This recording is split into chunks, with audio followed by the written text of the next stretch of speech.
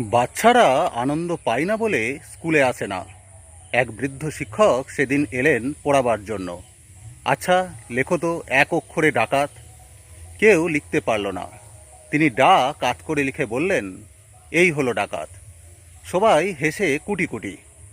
আচ্ছা, এবার বলো তো কিভাবে এক অক্ষরে কাদলা লিখবে? সবাই আবার অবাক।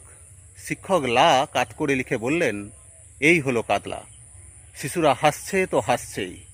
তারপর তিনি কা লিখে মুছে দিয়ে বললেন, বলো এবার কি লিখলাম? সবাই আবারও অবাক।